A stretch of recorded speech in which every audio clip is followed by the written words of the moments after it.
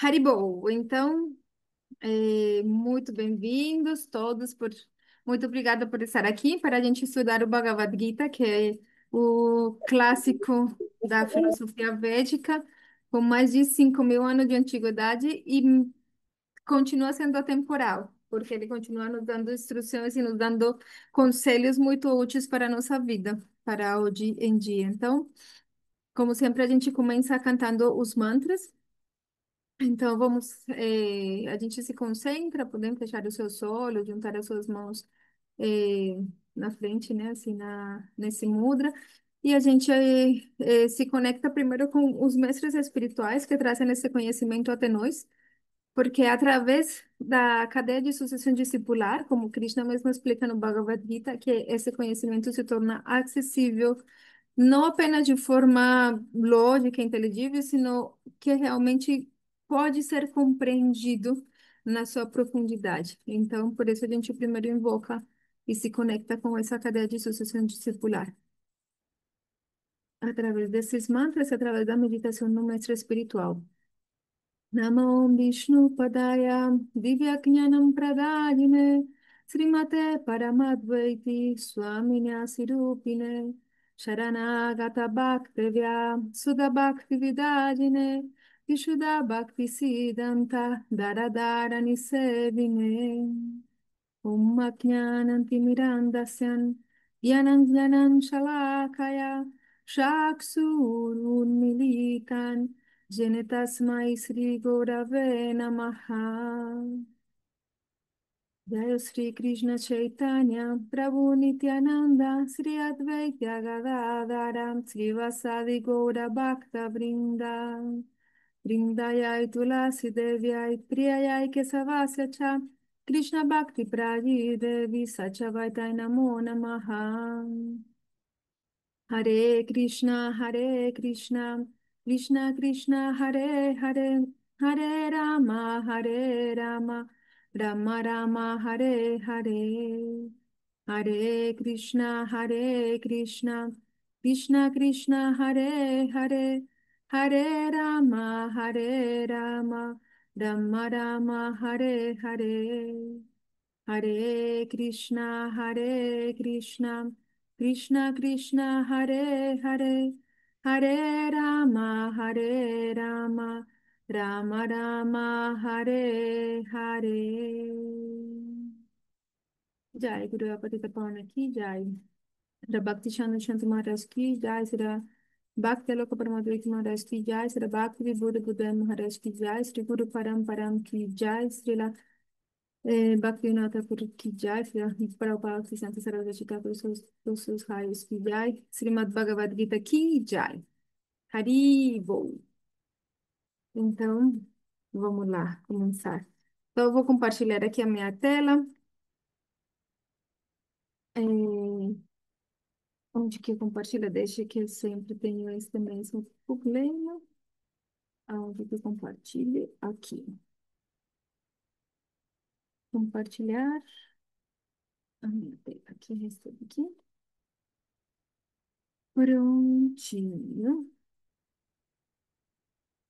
Agora estão vendo a minha tela. Deixa eu colocar ela para apresentar. Apresentar em tela cheia.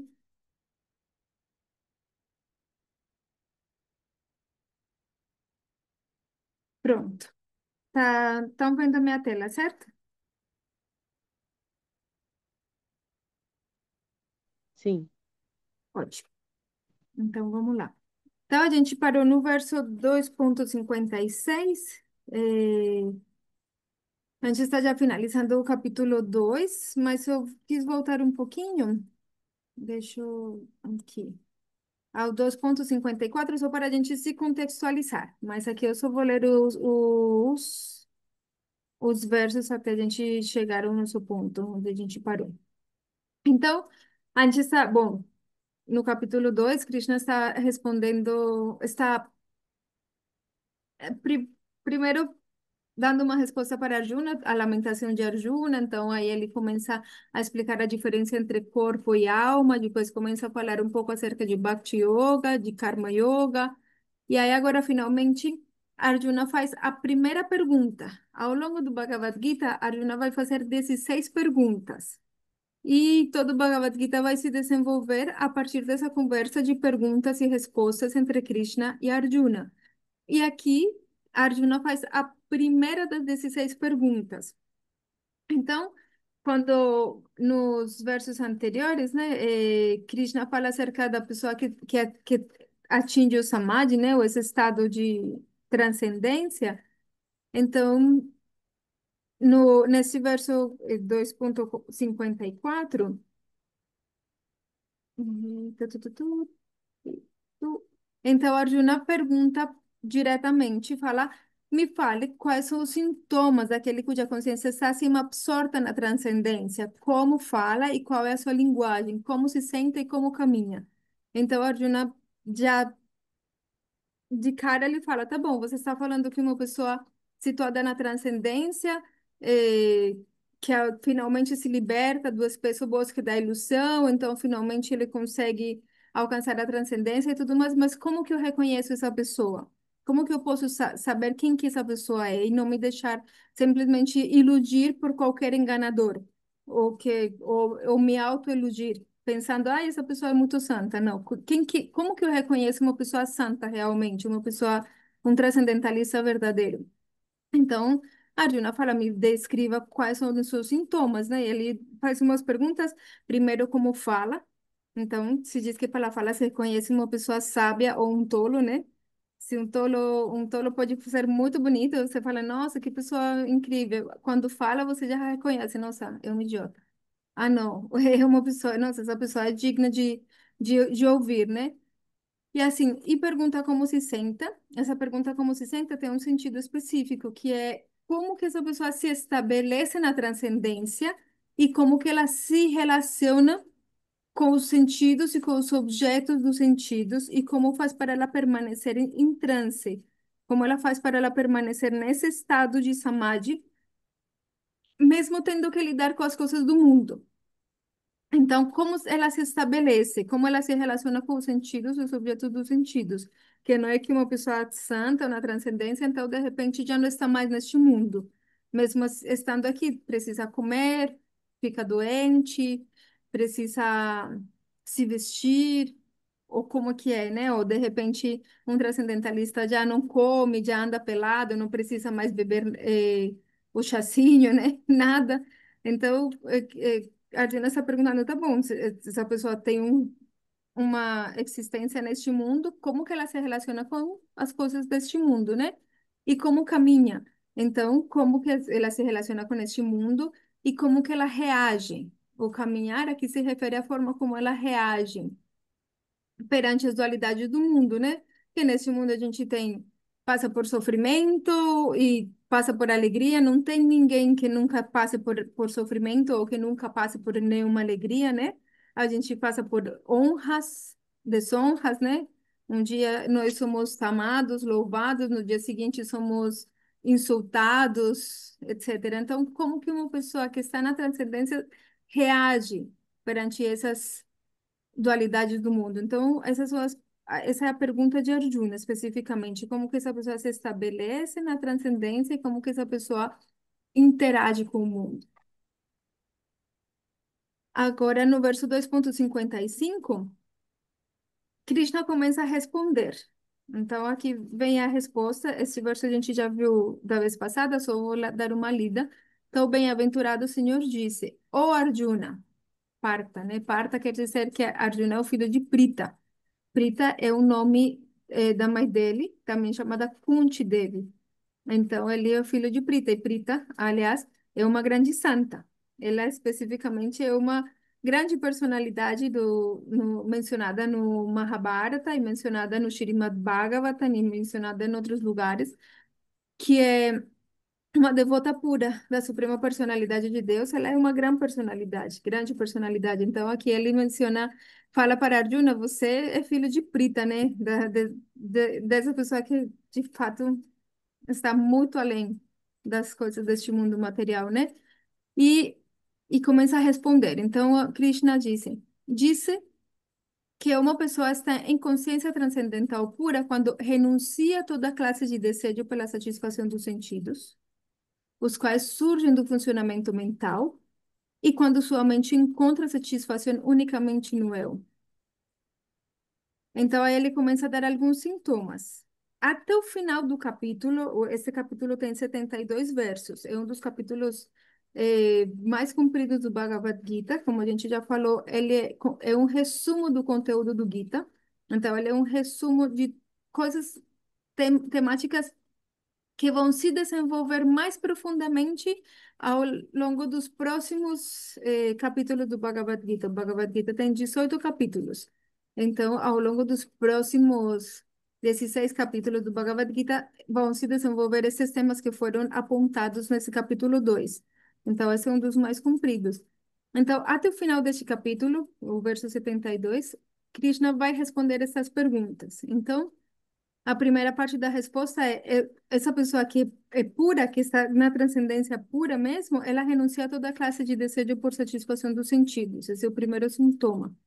Uma pessoa que está mesmo de forma real na transcendência, não está procurando simplesmente satisfazer os seus sentidos, não está procurando eh, fazer o show de religiosidade simplesmente para ganhar dinheiro, ou fazer o show de religiosidade para obter contato com desfrute sensorial de alguma forma, para ser louvado, para obter riquezas, para obter prazer sexual. Uma pessoa que está na transcendência realmente não tem interesse pelos prazeres dos sentidos, ele está em outro nível. E compreende que os desejos, eles surgem do funcionamento mental. Então, a gente falou um pouco sobre isso da vez passada, né? Só vou mencionar que precisamente a mente, ela se relaciona com os objetos dos sentidos, e os objetos dos sentidos entram na mente na forma de desejos. Então, a gente vê, sei lá, um casaco que eu gostei muito. Esse casaco vermelho entrou na minha mente e eu fiquei fixa em que eu quero ele. Uma hora eu vou ter que comprar aquele casaco, ou se não for esse, eu vou comprar outro parecido. Por quê? Porque já esse objeto entrou na minha mente. Esse é um exemplo, né? Mas é só para exemplificar de forma simples, né? Mas o tema é que os objetos dos sentidos, eles estão em uma relação direta com a mente. Então, a partir dessa relação surgem os desejos. Mas aquela pessoa que está na transcendência não se satisfaz com os objetos externos, sino que ela encontra satisfação unicamente no eu. Então, o que satisfaz essa pessoa não é comprar um casaco novo, não é ter uma roupa bonita, não é ter uma casa chique, não é ter um carro último modelo. O que satisfaz a pessoa que está na transcendência é a sua realidade interior. É realmente a realidade que ele conseguiu contatar internamente. Disso a gente vai falar mais para frente e no Bhagavad Gita vai se explicar muito mais a respeito disso. Mas essa pessoa vive no seu mundo interior e no seu mundo interior encontra plena satisfação. Ele não precisa de mais nada externo. Então, essa é uma característica para a gente identificar um verdadeiro transcendentalista de um enganador, né? Então, foi nesse ponto que a gente parou. E agora vem o verso 2,56. Aqui, a partir daqui é tudo novo para nós. Lembrem-se que se alguém tiver perguntas, podem em qualquer momento falar, ou também, se alguém quiser preferir escrever no chat, pode escrever, tá bom? E fico muito feliz que vocês estão aqui. Tá de boa. Então, verso 2,56. Aquele que não se perturba apesar das três misérias, nem se exalta quando há felicidade, e que está livre de todo apego, temor e ira, é chamado sábio com mente estável. Então, vamos desmenuzar, como se fala desmenuzar? Tipo, entender um pouquinho melhor o que está escrito neste verso. Então ele fala, aquele que não se perturba apesar das três misérias. Então a pessoa não se perturba apesar das três misérias. Então, esse termo três misérias se refere especificamente há três coisas eh, bem detalhadas, bem descritas na filosofia védica, chamado klesha. Klesha quer dizer miséria. Então, segundo a filosofia védica, existem três tipos de misérias: a diátmica klesha, a dibáutica klesha e a didaivika klesha. Então, as misérias adiátmicas são aquelas misérias que são causadas pelo nosso próprio corpo e mente. Ou seja, as doenças do corpo são uma miséria. E também a agitação da mente é uma miséria que nós temos que viver. A mente, né? Todo mundo sabe quão poderosa ela é e quanto ela pode nos deixar em um estado de estresse. Às vezes a gente imaginando coisas que não são, a gente às vezes viaja nas ideias e gera um monte de ansiedade, e às vezes nem tinha motivo para isso, mas essa é uma fonte de miséria, a mente e o corpo. A dibáutica klesha se refere às misérias causadas por outros seres vivos, como insetos, ladrões, inimigos, sogros, sogras, também, né? Então, que sempre são uma fonte de perturbação, né? O vizinho que ficou brigando porque, você colocou música alto, porque você fez esse barulho, porque você ultrapassou o limite do meu terreno, não sei o quê, né? Então, sempre a gente tem o inseto que me mordeu, ou a aranha que me picou, sei lá. Todos os seres externos são a mim e que causam misérias. E a didáica klesha se refere às misérias causadas por fenômenos da natureza, como terremotos, secas, frio, calor. Se chama adidáica porque se compreende que todos esses fenômenos são controlados pelos semideuses, os devas. Então, todas as coisas que são causadas pelos semideuses, como terremotos, secas, chuvas excessivas. Então, tudo isso são fontes de miséria. Então, voltando aqui, a pessoa não se perturba apesar das três misérias. Então, uma pessoa que está na transcendência, não é que ele não sofre mais essas misérias, não é que o corpo não fica mais doente, né? Não é que nunca tem uma indigestão na vida, não é que nunca mais tem uma gripe na vida, não é que nunca mais tem problema com vizinhos, não é que todo mundo vai ser simpático, então agora. Não, é que mesmo tendo que padecer as três misérias, mesmo tendo que lutar às vezes com sua própria mente. Mesmo assim, ele não se perturba, ou seja, apesar das circunstâncias, ele permanece fixo.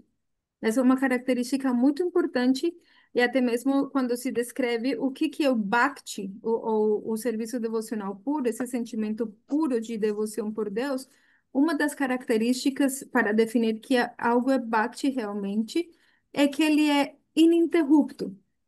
Ou seja, que ele não depende das circunstâncias. Então, a pessoa que está em um estado de transcendência realmente não muda de acordo com as circunstâncias.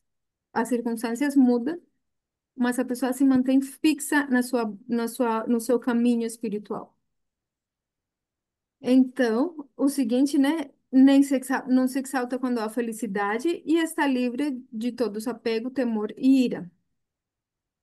Então, normalmente é muito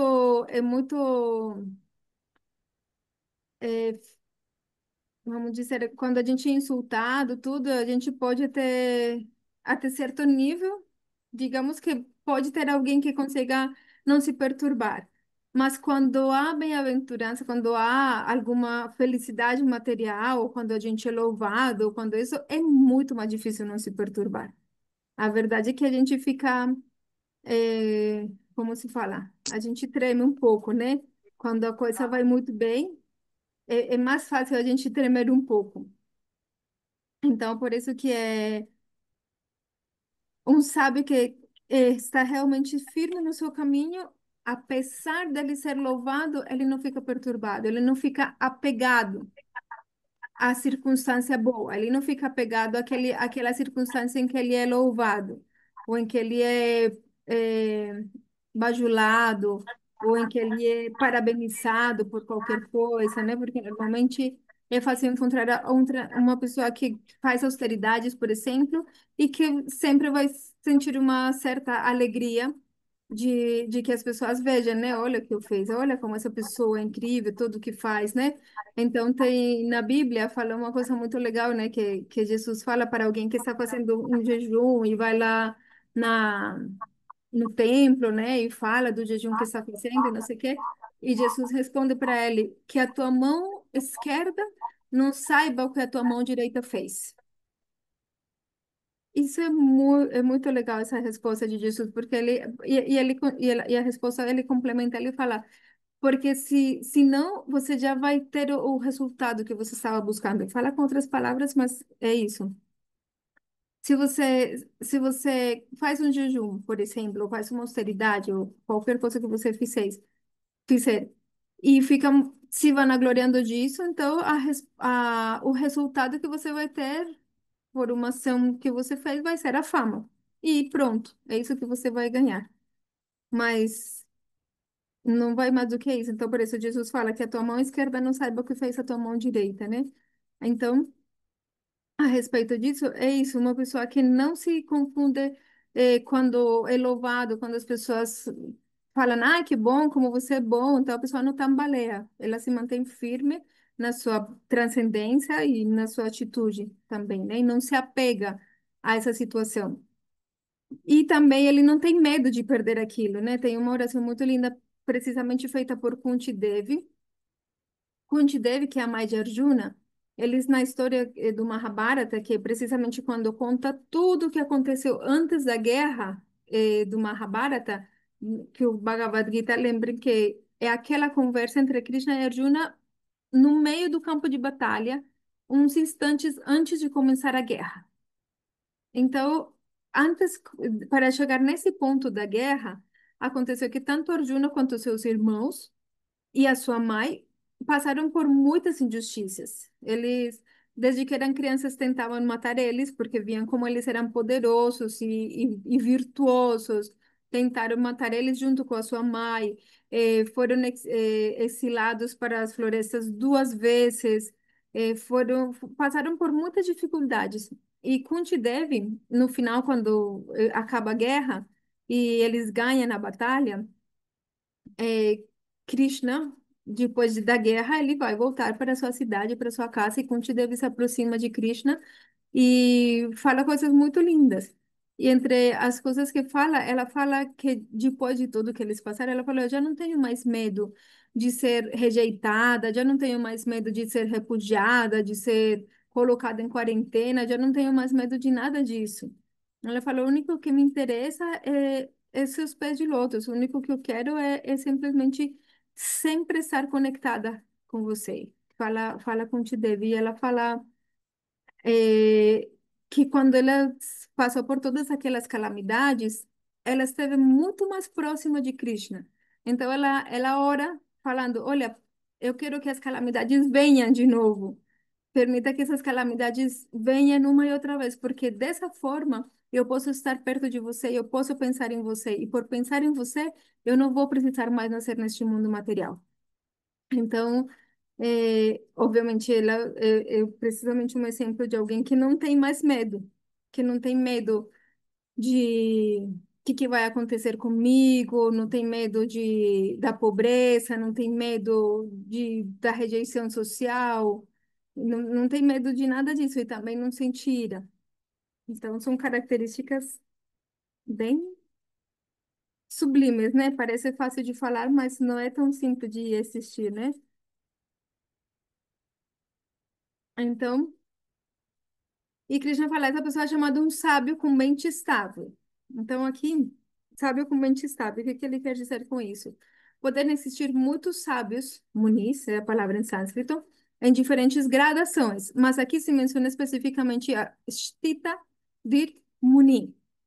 Também a gente vai escutar como Sthita Prajna, que é o sábio de mente estável, né? Então, Sthita Dhir Muni, ou Sthita Prajna, é aquele que ultrapassou a fase de especulações mentais e chegou à conclusão de que o Senhor Sri Krishna, ou Vasudeva, é tudo. Ele é o tipo de Muni cuja mente está fixa, ele está sempre em consciência de Krishna. Então, existem muitos sábios com diferentes gradações. Existem pessoas que são muito sábias, mas que ainda são vulneráveis a quando são louvados, ou que são muito sábios, mas ainda podem ficar irados. São muito sábios, mas ainda têm algum apego. E isso não quer dizer que não sejam tão sábios, porque tá todo mundo num caminho. E com certeza existem pessoas muitíssimo mais elevadas do que todos nós aqui juntos, mas sim que mesmo assim ainda não chega no nível do qual Krishna está falando aqui no Bhagavad Gita. Então, Krishna está falando no Bhagavad Gita de um tipo de sábio muito específico, que é aquele cuja inteligência está fixa no eu e que ele compreendeu finalmente que Vasudeva é tudo. Isso faz parte também de um verso que mais para frente a gente vai ver no Bhagavad Gita. Essa pessoa que compreendeu quem é a suprema personalidade de Deus e qual é a sua relação com a suprema personalidade de Deus. Então, essa pessoa que está assim situada, que está já fixa, a sua mente está completamente fixa nessa verdade absoluta, é o que se chama Sthita Dhir Muni, ou seja, um sábio com mente estável, ou Sthita Prajna. É a esse tipo de sábios especificamente que Krishna se refere aqui no Bhagavad Gita. Então, esse sábio, que tem a mente estável, por estar sempre em consciência de Krishna, não se deixa perturbar pelas três misérias, pois aceita tudo como a misericórdia do Senhor. Então, quando uma pessoa que está fixa na consciência de Krishna, que está fixa nessa, nessa compreensão profunda acerca da verdade absoluta, então ele compreende que tudo que acontece na sua vida é fruto de suas ações passadas.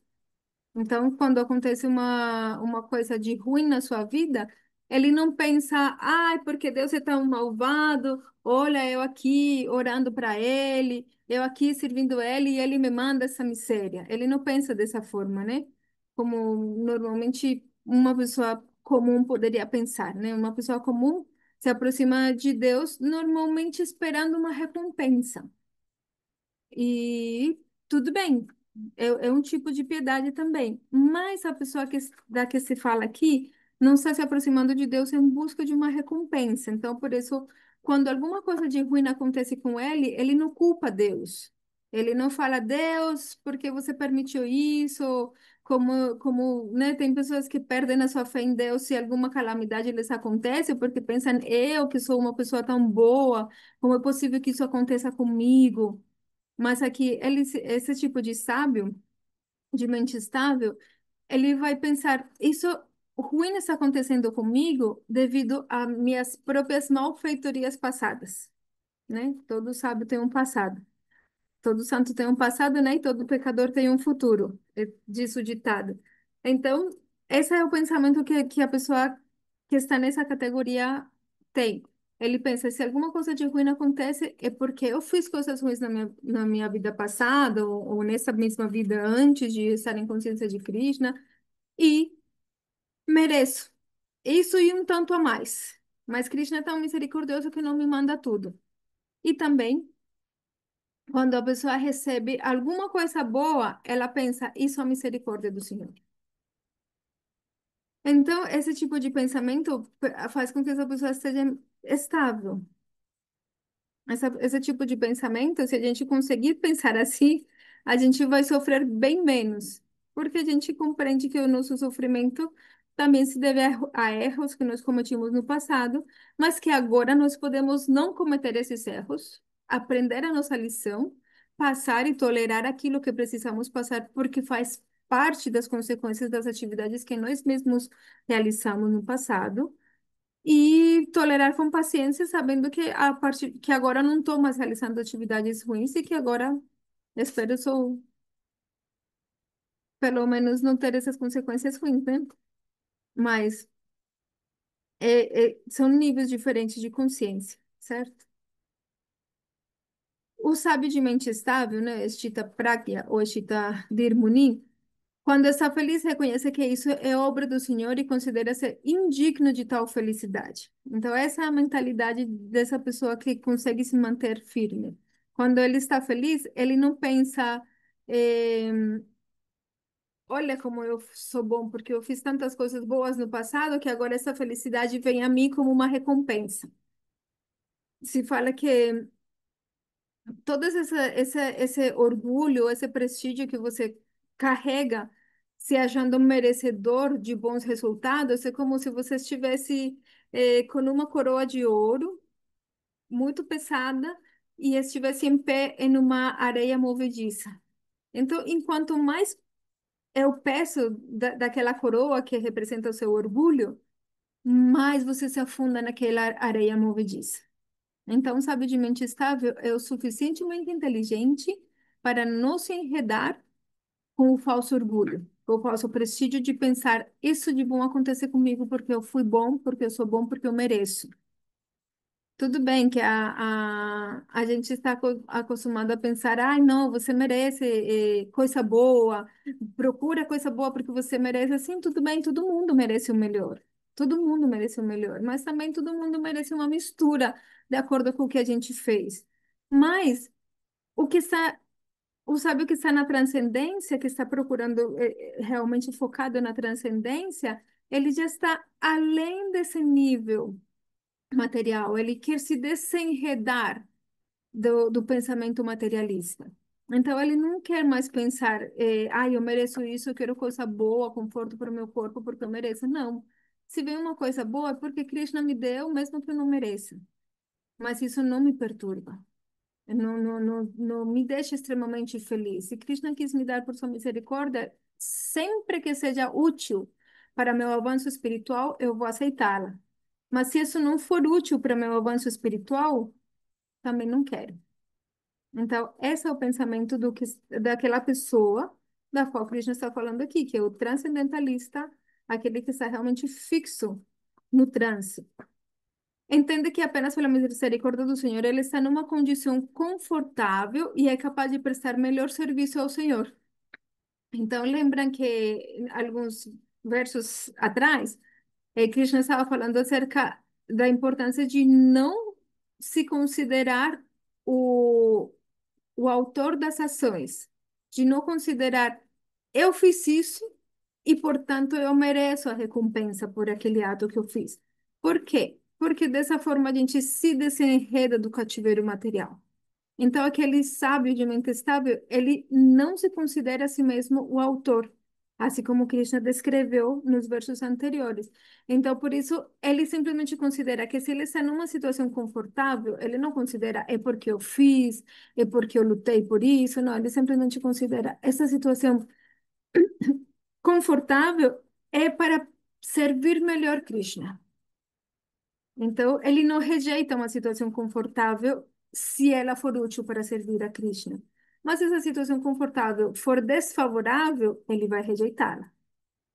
Então, por isso esse sábio, ele não está simplesmente na renúncia.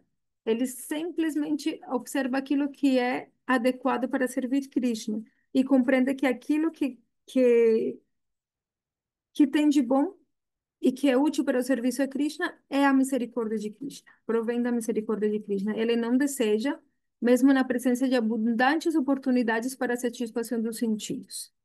Então, essas características daquele tipo de sábio, né? Sthita Dhir ou Sthita Prajna, é que mesmo ele tendo muitas oportunidades para desfrutar dos sentidos, ele não está desejando o desfrute, ele é simplesmente aquilo que pode ser utilizável para o serviço a Krishna ele usa, mas aquilo que não é apto para ele realmente progredir espiritualmente, então ele não tem interesse nenhum. Essa é a característica. Não é que ele, Yudhishthira Maharaj, por exemplo, o Arjuna mesmo, ele era um rei, né? Ele é o irmão de Yudhishthira Maharaj, que era o imperador do mundo, e eles têm muitas oportunidades para desfrutar. E eles desfrutam, obviamente, da soberania real e tudo mais, mas a mentalidade é o que importa aqui. É com qual mentalidade que ele se relaciona com aquilo, né? Não é simplesmente uma questão externa, de externamente parecer muito renunciado. A gente vai entender isso ainda mais hoje nos versos que vamos ler para frente, sino a mentalidade com que ele se relaciona. Mesmo ele estando no meio do desfrute, ele não está apegado àquele desfrute, ele não deseja aquilo. Ele simplesmente está numa circunstância, mas ele compreende muito bem o que que é real, o que que é irreal, e que essa circunstância, qual é o propósito, e se é favorável ou é desfavorável. Então, lembrem que qualquer pergunta, só falar. Mais características sobre aquele sábio de mente estável. Ele nunca está triste ou ansioso. Então, não quer dizer, na verdade, se fala que, que uma pessoa que está localizada na transcendência, ele sim sente tristeza. Mas a tristeza dele é devido à compaixão que ele sente por nós. É devido à compaixão de ver que nós estamos sofrendo, devido a um arredamento que nós temos com os sentidos, com a mente, com os objetos dos sentidos, e que estamos praticamente sem conseguir encontrar a saída. Isso causa sofrimento para uma pessoa que está na transcendência. Mas ele não sofre ou ele não se entristece pela sua própria condição. Ele não está triste, eu não tenho isso, não tenho aquilo. Como eu gostaria de tal coisa. Ele também não fica ansioso, como, então o que que vai ser? O que que vai acontecer comigo? O que que vai ser de mim quando eu envelhecer? O que que não sei o que? Não.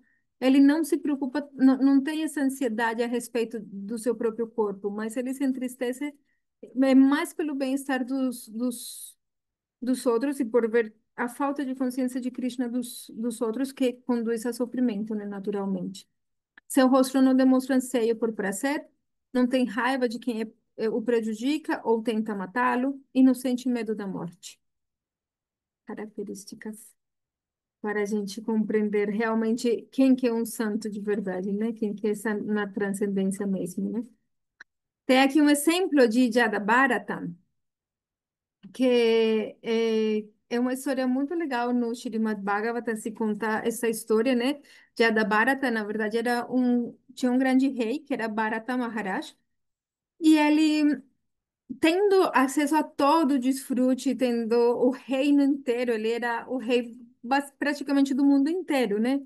A Índia, nós conhecemos como Índia, mas o nome mesmo que a Índia se dá a si mesma, né? Que o nome histórico da Índia é Bharatavarsha, ou seja, a terra de Bharata. Então, ele era o rei não apenas da Índia, sino de o mundo inteiro, praticamente. E ele chegou uma hora em que ele quis renunciar a tudo, né? E e se dedicar somente realmente à busca espiritual. Então, ele deixa o reino para seu filho e se dedica nas florestas a fazer muitas austeridades. E ele já estava num nível muito elevado. Ele sentia já emoções transcendentais mesmo, né? Isso se chama bhava.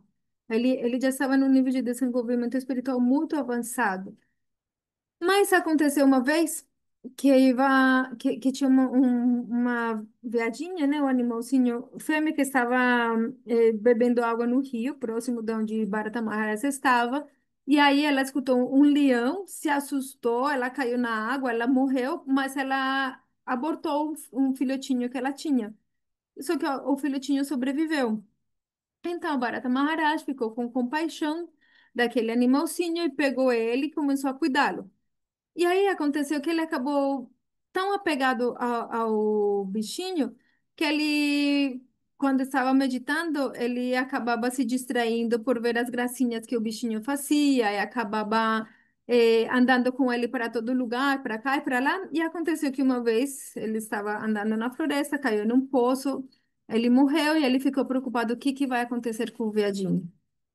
E, como consequência disso, na sua próxima vida, ele nasce como um veado. Mas pela graça do avanço espiritual que ele tinha alcançado, mesmo estando nessa vida como um veado, ele consegue lembrar da sua vida passada. Então, ele, mesmo sendo veado, ele vai logo para as florestas onde ele tinha realizado austeridades na vida passada e lá ele, perto daqueles sábios lá reunidos, ele só fica lá por perto, comendo só as coisinhas que tem lá enfim, ele fica lá por perto daquela situação de consciência de Krishna, por assim dizer, não, onde os sábios estavam lá reunidos e tudo mais. E na próxima vida, ele nasce e tem o nome de Jada Bharata. Então, Jada Bharata eh, ele nasce numa família de brahmanas, agora já não era mais um rei, já não era mais um animal, era um brahmana na classe sacerdotal. E como brahmana, ele deveria aprender as escrituras, os Vedas, né, estudar, tem todo o conhecimento, só que ele não queria mais se enredar, ele lembrava das suas vidas anteriores e ele não queria mais se enredar com nada deste mundo, então ele finge ser um tolo.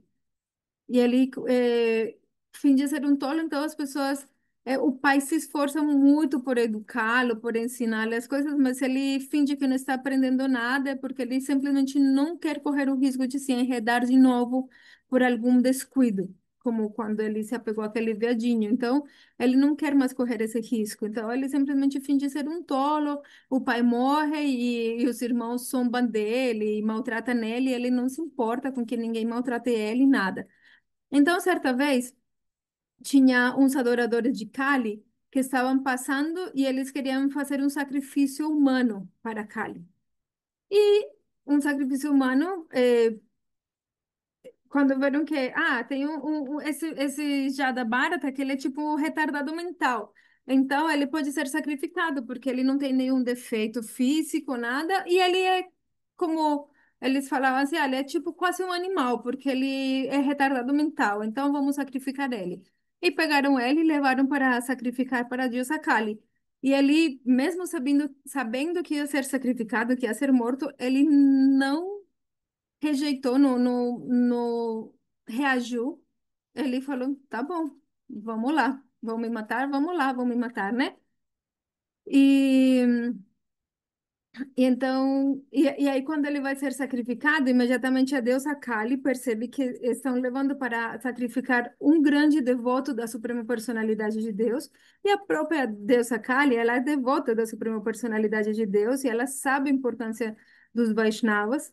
Então, ela imediatamente saiu da deidade e ela mesma mata todos aqueles caras que eram seus devotos, que estavam tentando oferecer aquele Jada Bharata para ela, né? E Jada Bharata, mesmo nessa circunstância, ele não se imutou, ele ficou assim, igual, né?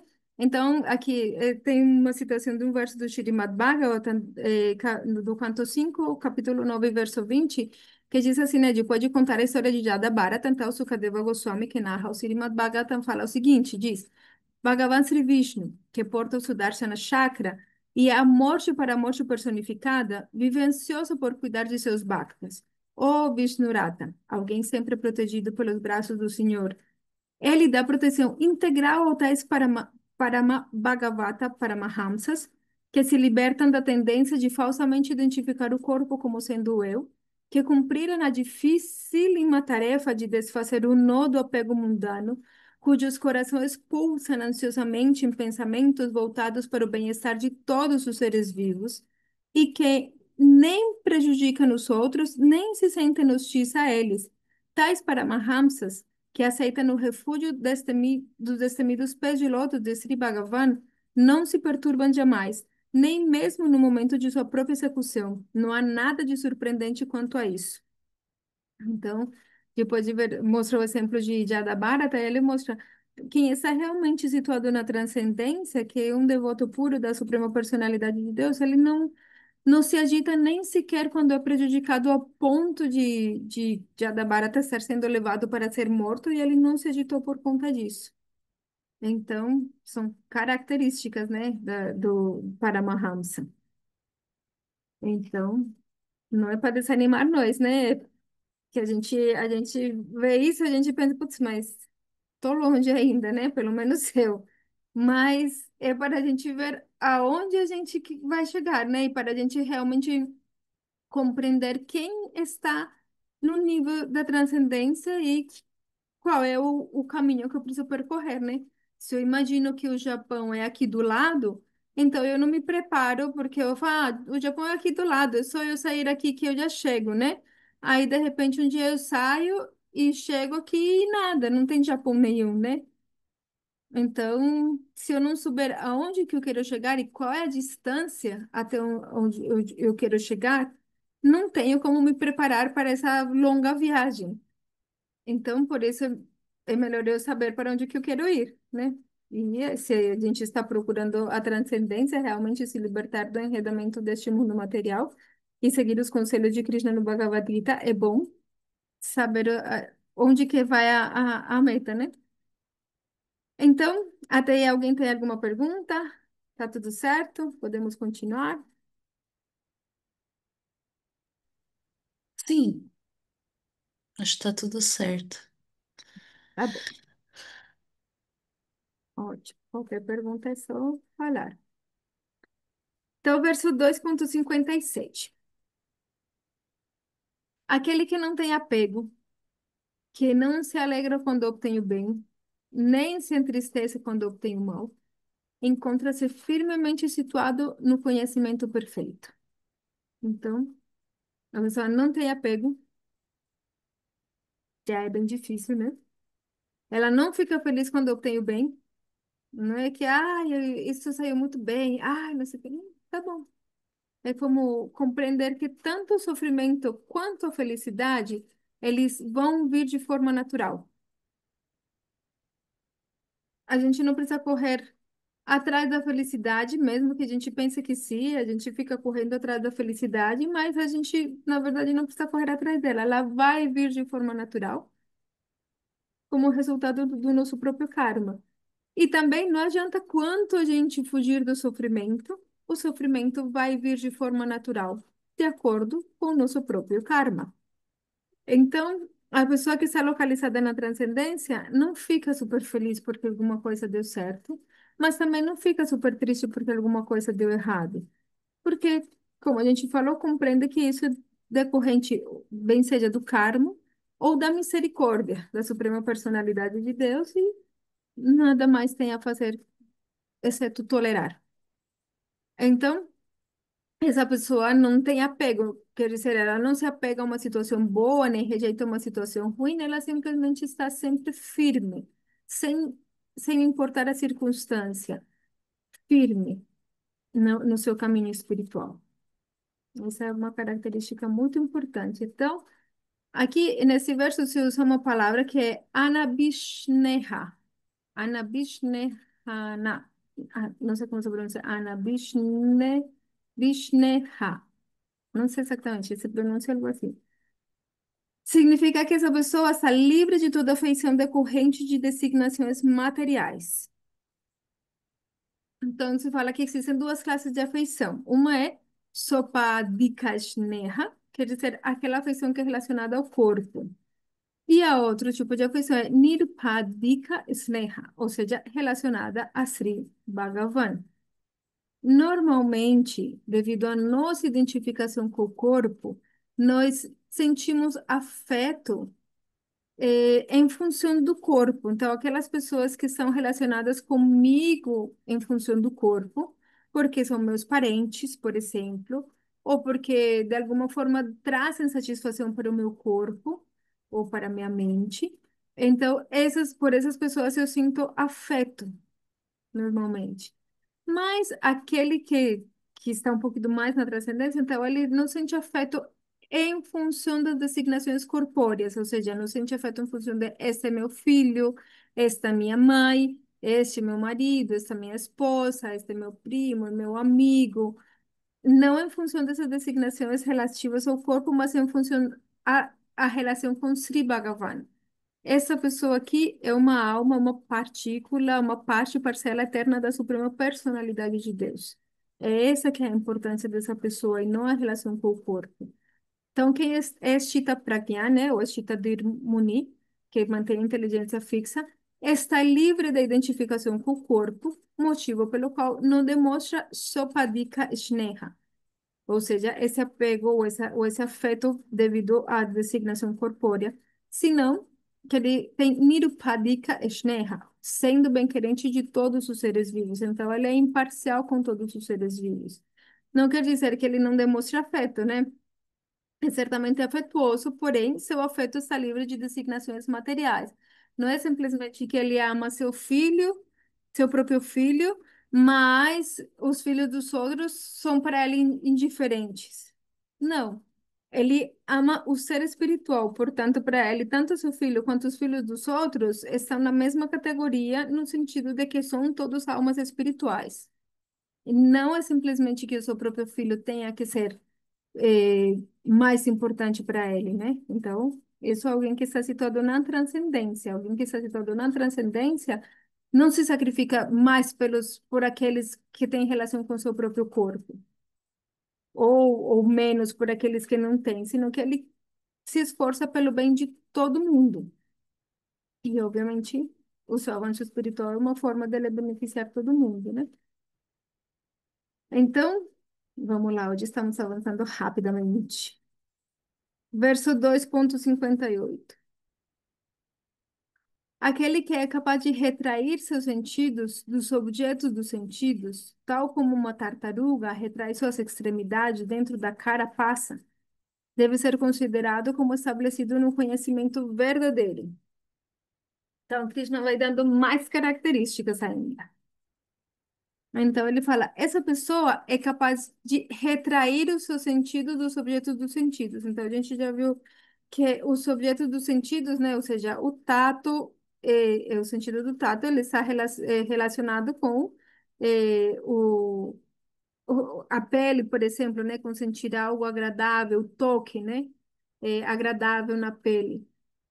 O sentido do olfato, né? Então, com os cheiros agradáveis, né? Então, a gente quer sentir cheiros agradáveis normalmente, seja de uma fragrância, de uma flor, de uma comida, enfim. Os olhos, né? Querem olhar coisas bonitas, a língua quer saborear coisas gostosas e assim por diante, né?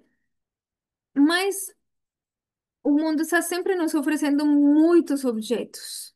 Alguns melhores ou piores que outros, né? Mas o sábio, ele sabe qual, o sábio aqui que está localizado da transcendência, ele sabe quais desses objetos são apropriados para o desfrute e quais não. Então ele consegue à vontade, né? Que por isso ele coloca aqui o exemplo da tartaruga, porque a tartaruga à vontade ela retrai os seus membros. Você vai, sei lá, ela quer, está assustada, por exemplo, para se proteger, ela retrai seus membros. Então, o sábio, ele também sabe em que momento não é apropriado desfrutar dos objetos, ou quais são os objetos que não são dignos para ser desfrutados, que não são bons para ser desfrutados, né? Então,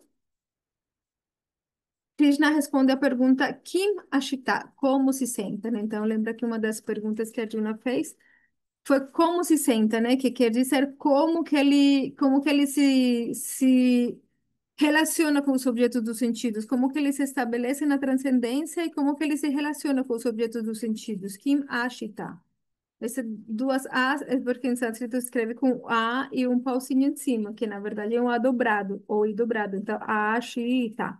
Mas em sânscrito você escreveria o A com o pauzinho em cima e o I com o pauzinho em cima, né? Então, aqui Mashita, ou seja, como ele se relaciona com os objetos dos sentidos. Então, o Krishna responde aqui, quem é Shita Pragya, né, o Shita Dirmuni, tem capacidade de retrair seus sentidos subordinados de seus respectivos objetos externos para fixá-los no âmbito de sua mente imperturbada.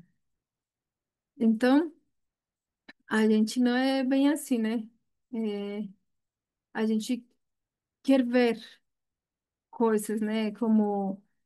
é, tem uma história que a gente vai falar aqui mais para frente. Bom, não vou dar dicas ainda, que a gente já vai passar para essa história. Então, mas, por exemplo, a gente vê um homem bonito, uma mulher bonita, e o olho quer ver.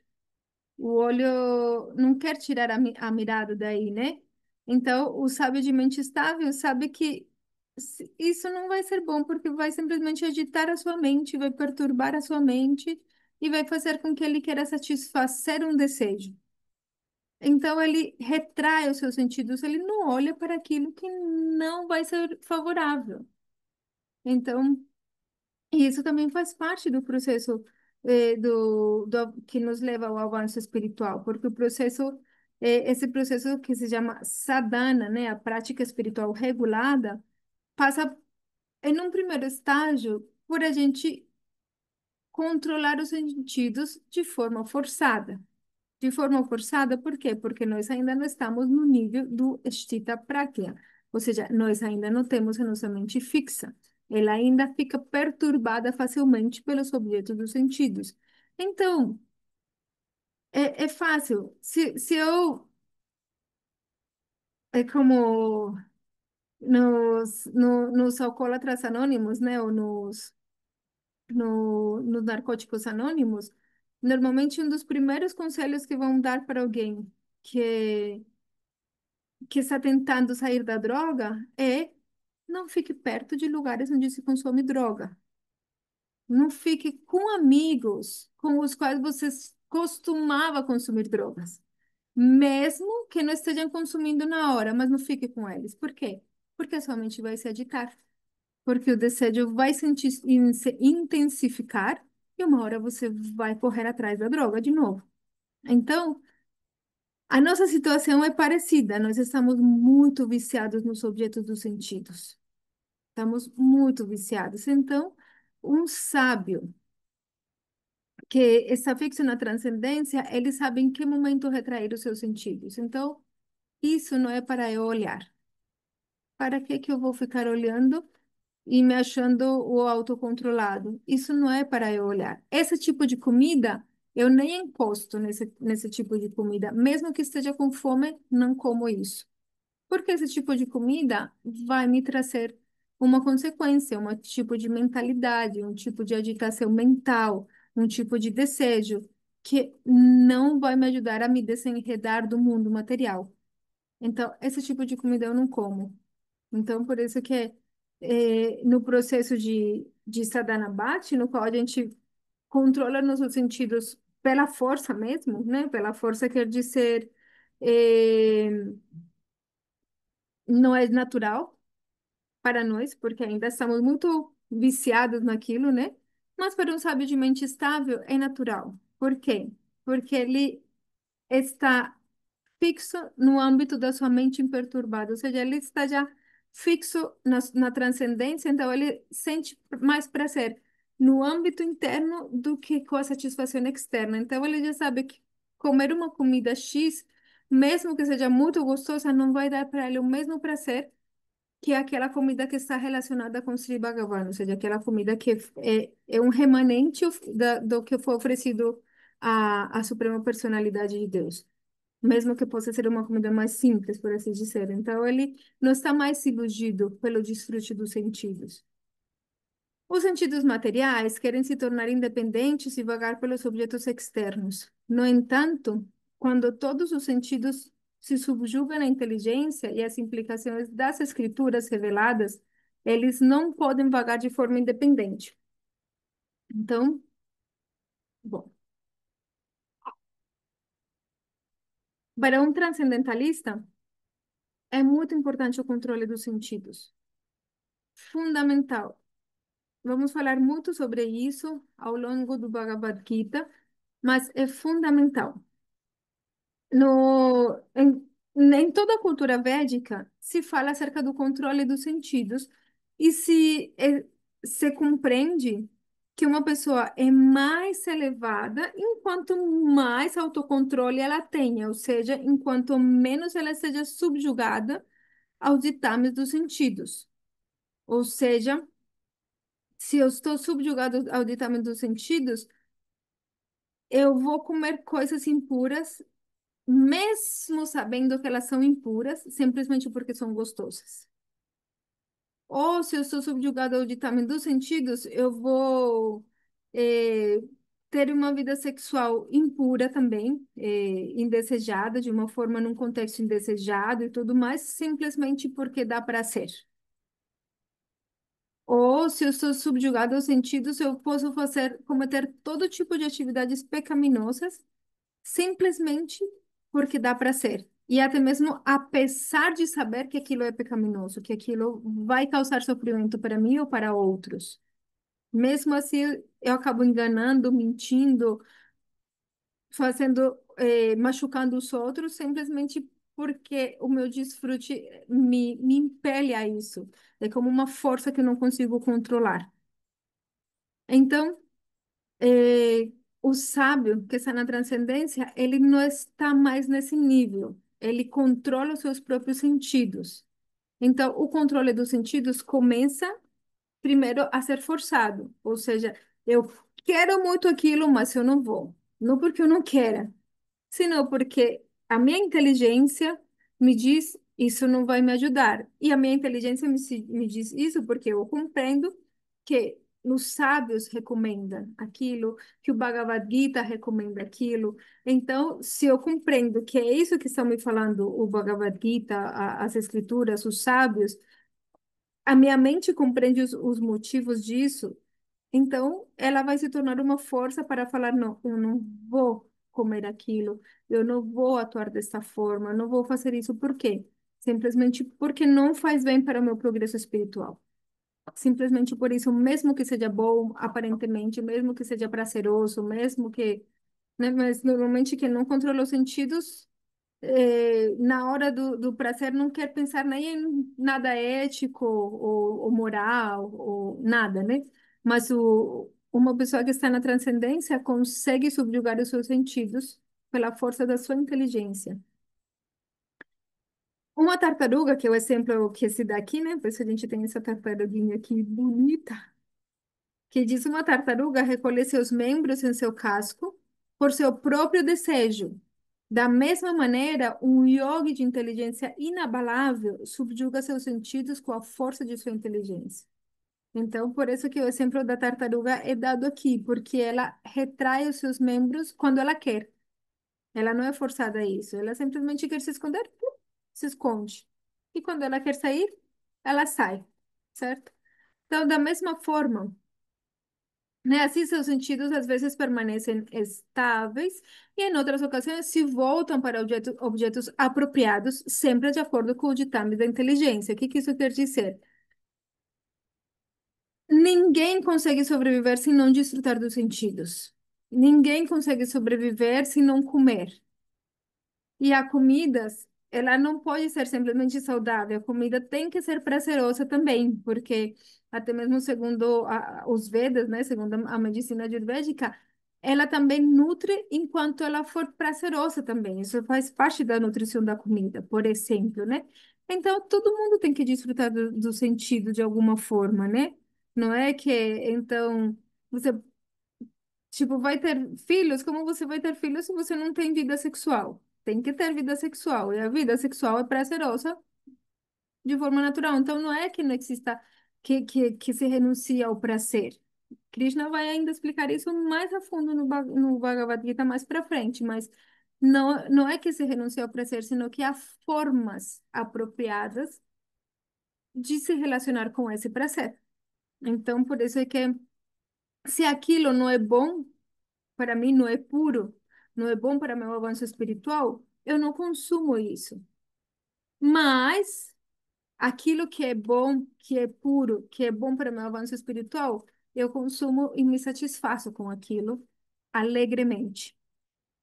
Então, existem objetos dignos de ser desfrutados e que podem ser desfrutados sem que isso afaste o transcendentalista do seu caminho espiritual. Então, por isso que é muito importante compreender que aqui não se fala simplesmente de uma mera renúncia artificial. No próximo verso, Krishna vai falar sobre isso também. Não se trata de uma renúncia artificial.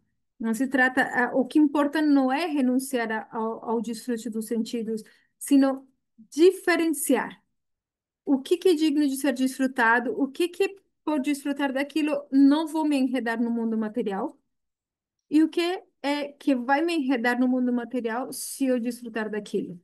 Então, se colocam na minha frente um copo de cerveja e um copo de água com folhinha de tulasi que foi oferecida para a deidade, a consequência de eu beber cada uma dessas coisas é diferente.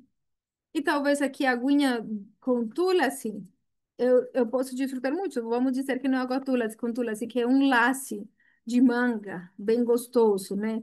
E uma cerveja, um vinho que posso gostar ou não gostar, tanto faz, mas vamos supor que goste, né? Os dois vão ter consequências diferentes para mim. Um vai me ajudar no meu avanço espiritual, porque aquilo que foi oferecido à Suprema Personalidade de Deus, naturalmente vai me transmitir um tipo de consciência, vai purificar os meus sentidos e vai me ajudar a me elevar espiritualmente. Mesmo sendo gostoso, o problema não é desfrutar. O problema não é que algo seja gostoso, não, nós não somos, Krishna não está falando para nenhum de nós se dar chicotazos, se falar chicote, chicote, chicote, esse corpo eu estou desfrutando, sou o ser do mal. Não, não é isso. Eu posso desfrutar muito bem desse laço maravilhoso que foi oferecido à deidade, e uma delícia, e está tudo bem eu desfrutar. Agora, a consequência de eu desfrutar do vinho, ou da cerveja, ou do que for, é que é isso, o tipo de consciência que vai me trazer é ansiar por mais desfrute material. Não sei se aqui tem esse ditado, mas na Colômbia tem o ditado que quando você bebe um par de cervejas, toda mulher fica bonita, né? Ou todo homem fica bonito. Então você já não se importa mais com quem vai estar, com quem, eu vou ficar com esse, com aquele, não se importa mais com uma coisa contra porque você chega ao ponto em que perde o controle dos seus próprios sentidos e você simplesmente quer desfrutar. Então, a consequência natural de certos objetos de desfrute é que eles simplesmente vão te levar a desfrutar, a buscar o prazer dos sentidos, mesmo por cima dos seus princípios e dos seus valores mais elevados. Então, um sábio não é que ele se abstém do desfrute, é que ele obtém muito mais desfrute naqueles objetos que são dignos de se desfrutar. Se você for pensar, você pode beber e ficar muito louco, consumir a droga que for e tudo, e depois você só tem uma dor de cabeça e um arrependimento. Putz, eu fiz aquilo, nossa, que vergonha, nossa, como que eu fiz tal coisa, né? Será que é isso desfrutável realmente? Para muitas pessoas é, mas para um sábio se todo na transcendência não é, ele não encontra mais prazer aí. Então, mas ele encontra prazer em outras coisas, ele sabe o que, que pode ser desfrutado ou não, de acordo com os ditames da inteligência, ou seja, ele não bebe aquilo simplesmente porque eu gosto, porque é isso, não, é porque analisando isso é muito melhor. Não é porque me dá prazer ou não me dá prazer, sino o que, que realmente faz bem para mim. Conhece-se um yogi devoto ou alma autorrealizada quando ele é capaz de controlar os sentidos conforme seu plano. Ou seja, quando ele não é controlado pelos sentidos, ele não é. Os sentidos se comparam com um carro que você está levando com cavalos, né? Esses cavalos se comparam com os sentidos, né? Então, esses sentidos, a rédea com que se controla se compara com a inteligência. Então, a inteligência tem que nos ajudar a manter os sentidos sob controle. Mas se os sentidos, eles controlam o nosso corpo, a nossa vida, a nossa inteligência, então a gente está fora, tá no caminho errado. Então, é isso. A maioria das pessoas são servos dos sentidos e, portanto, seguem tudo aquilo que os sentidos ditam. Normalmente, né? Como tem outro ditado que diz, sei lá, bebe e desfrute tanto quanto você puder, porque amanhã você vai morrer, né? A vida é apenas uma, então desfruta tudo que você puder. Então, sem considerar se é uma isso é boa ou se é ruim, não, desfruta e acabou.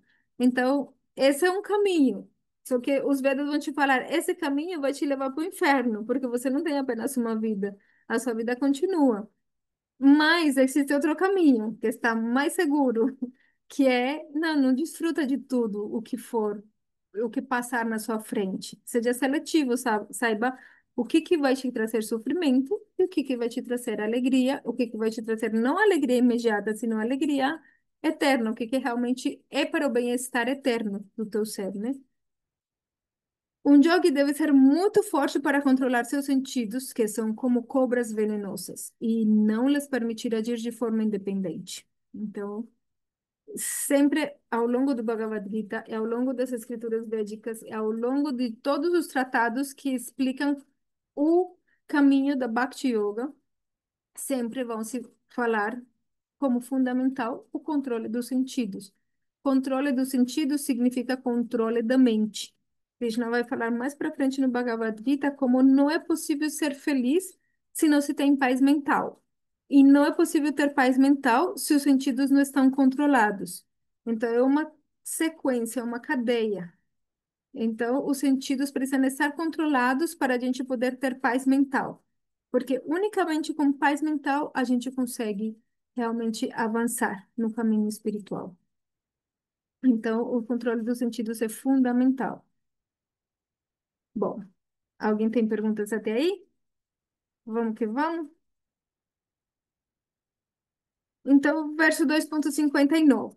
Ainda que o ser corporificado se esforce por renunciar ao prazer dos sentidos mediante regras severas, todavia permanece com o mesmo desejo sensual. Mas, ao experimentar ao Supremo, que é um gozo superior, sim, pode dar as costas ao mundo material. Então, alguém poderia perguntar, ah, tá bom, mas até mesmo um tolo pode restringir seus sentidos de seus objetos se estiver doente ou estiver jejuando, né? Que muitas vezes a gente vê muitas pessoas que, em últimas, não estão localizadas na transcendência, que, em últimas, têm um monte de desejos materiais, mas que aparentemente renunciam a tudo aquilo, né? Então, a gente vê muitas pessoas renunciantes, às vezes dentro de um caminho espiritual, que renunciam ao mundo material, que renunciam à riqueza, que renunciam à vida sexual, que renunciam a um monte de coisas, por ser, mas que a gente vê, mas essa pessoa não é tão transcendentalista assim, né? A gente consegue também perceber, nossa, não é tão assim, né? Ou uma pessoa que está doente, né? É, uma pessoa que está doente, por exemplo, normalmente acaba tendo que renunciar a certas coisas, né? Um diabético tem que renunciar a comer chocolate, sorvete, mesmo que goste muito. Por quê? Porque está doente. Então, por isso que neste verso, Krishna dá uma explicação bem específica. Ele fala, não é simplesmente o desapego, né? Porque um doente ou um doido também pode renunciar e também pode retrair os seus sentidos, né? Mas Sri Bhagavan responde: tais pessoas que jejuam ou adoecem não se livram do desejo de desfrutar dos objetos dos sentidos, mas o Chitta Prajna, o Chitta Muni, deixa de desejar os objetos dos sentidos porque tem percepção do Paramatma. Então, aqui ele estabelece essa diferença entre a mera renúncia ou a renúncia externa e a verdadeira renúncia. Então, a verdadeira renúncia não é externamente eu renunciar, a verdadeira renúncia é internamente eu não desejo aquilo, ou internamente eu desejo, né? Porque eu posso, aparentemente, não estar desfrutando do mundo material, não querer me enredar para o mundo material, mas internamente sim. Internamente eu ainda desejo, né? Tem uma história muito linda no Chaitanya Charitamrita, que é uma escritura que conta as atividades que Deus fez quando ele veio na forma como Sri Chaitanya Mahaprabhu. E tinha um devoto muito avançado, um associado íntimo, né, do Senhor Supremo, que nos passatempos de Krishna, ele é o pai de Radharani, que, ah, por assim dizer, de forma simplória, é como a forma feminina de Deus, por assim dizer, né? Mas é a energia interna, na verdade, de Deus, mas não vou entrar a descrever isso, a aprofundar sobre isso agora. Mas ele é um rei, e nos passatempos do Senhor Chaitanya, ele vem como Pundarika Vidyanidhi.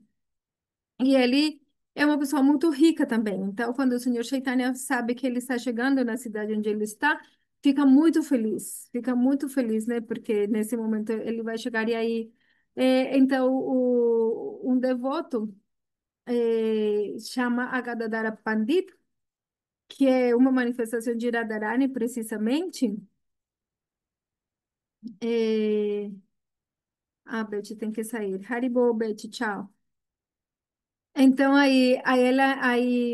Mukunda Datta chama a Gadadara Pandita e fala: Você quer conhecer um devoto muito avançado? Vem comigo, vamos lá, que eu quero te apresentar. Ele fala: Claro que eu quero conhecer um devoto muito avançado, eu vou com você. E aí ele vai lá e encontra lá Pundarika Vidyanidhi, e aí ele vê que Pundarika Vidyanidhi está, tipo, é um homem muito rico, né? Está, tipo, até fumando um charuto, e está com o seu cabelo todo bem penteado, com olhos, e está rodeado de mulheres muito bonitas, e não sei o quê. Então, Gadadara Pandit fica confuso e fala, nossa, Mukundadatta, ele me convidou para ver um devoto avançado, mas ele me trouxe para ver um materialista? por quê, né? Tipo, o que que é isso? O que que eu estou fazendo aqui vendo um materialista? Então, Mukunda Datta, percebendo a ofensa que está na mente de Gadadhara Pandita, com esse grande devoto, então ele começa a recitar um verso do Srimad Bhagavatam, que é um verso que diz algo assim como: a quem posso amar eu mais do que a você, senão a você, né, a Krishna, que até mesmo a bruxa putana que tentou te matar, você aceitou ela como a sua mãe. No Srimad Bhagavatam, imediatamente Pundarika Vidyanidhi, que estava lá rodeado com todo esse luxo e tudo isso, ele escuta esse verso e ele começa a chorar. E ele começa a entrar em êxtase e ele começa a chamar por Krishna e fala: Krishna, Krishna, eu não consigo ter amor por você. Eu não, ele começa tipo, a se sentir muito humilde e falar: Krishna, eu não sou digno, eu não tenho amor por você, como eu quero amar você. E então aí Gadadhara Pandita começa a perceber que aquele homem não era um materialista, que na verdade era um devoto muito avançado mesmo, só que ele estava numa situação em que aparentemente ele tinha muito desfrute material. Só que internamente ele não estava apegado a esse desfrute. Obviamente, estamos falando de devotos em outro nível. Quando no nosso nível a gente fica muito apegado ao desfrute. Se a gente está numa situação de desfrute, a gente fica apegado. Por isso, no nosso nível, quanto mais simples a nossa vida, melhor. Porque menos a gente se enreda, né?